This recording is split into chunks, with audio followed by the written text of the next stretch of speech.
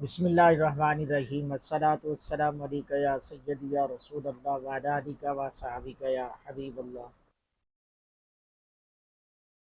الصلاۃ والسلام علیک یا نبی اللہ وعلی آلک و صحابک یا سیدی یا نور اللہ۔ حضرات گرامی، آج میں آپ لوگوں کے سامنے فتویٰ دینے والے صحابہ کا تذکرہ کروں گا جو صحابہ کرام فتویٰ نویسی کرتے تھے اور مفتیان کرام تھے فقہ میں، اور ہر معاملے میں وہ فتویٰ دینے کے قابل تھے۔ ان کا تذکرہ کرنے جا رہا ہوں۔ صحابہ کرام کو تین حصوں میں تقسیم کیا گیا۔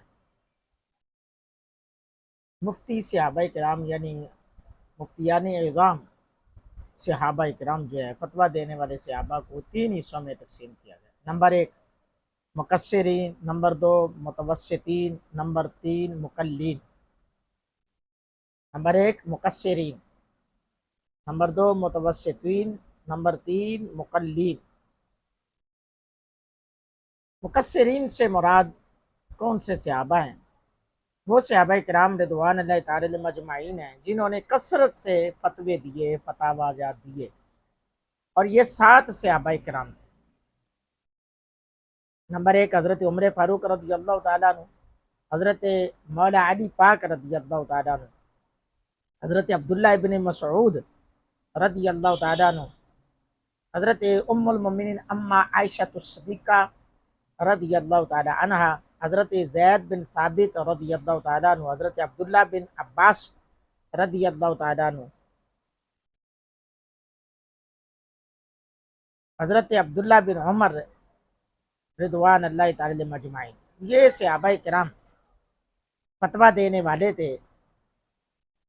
ہر ایک کے فتاویٰ میں اس قدر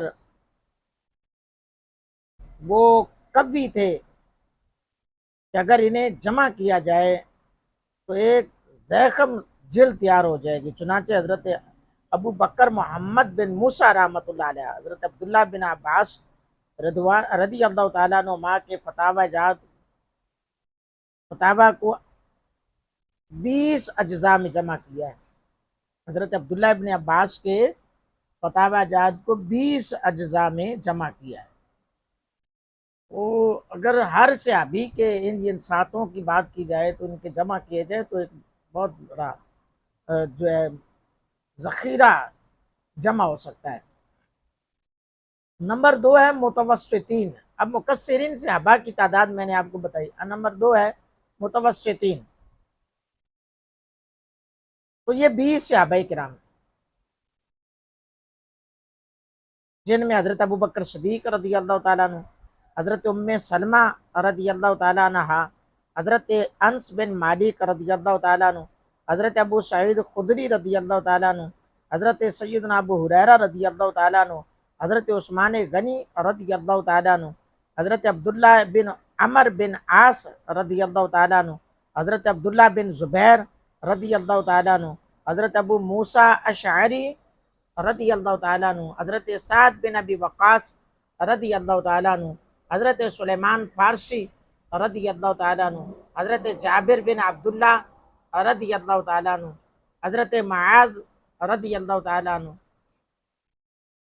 معاذ بن جبل، حضرت طلحہ رضی اللہ تعالیٰ عنہ، حضرت زبیر رضی اللہ تعالیٰ عنہ، حضرت عبد الرحمن بن عوف رضی اللہ تعالیٰ عنہ، حضرت عمران بن حسین رضی اللہ تعالیٰ عنہ، حضرت ابو بکر رضی اللہ تعالیٰ عنہ، حضرت عبادہ بن سامت رضی اللہ تعالیٰ عنہ، اور حضرت معاویہ بن ابی سفیان رضی اللہ تعالیٰ عنہ ورضوان اللہ تعالیٰ علیہ مجمعین۔ یہ 20 صحابہ کرام جو ہیں ان کو متوسطین کہا جاتا ہے۔ ان حضرات کے فتاویٰ جات کو اگر جمع کیا جائے تو ہر ایک کے فتاویٰ ایک مختصر جز میں آ سکتے ہیں۔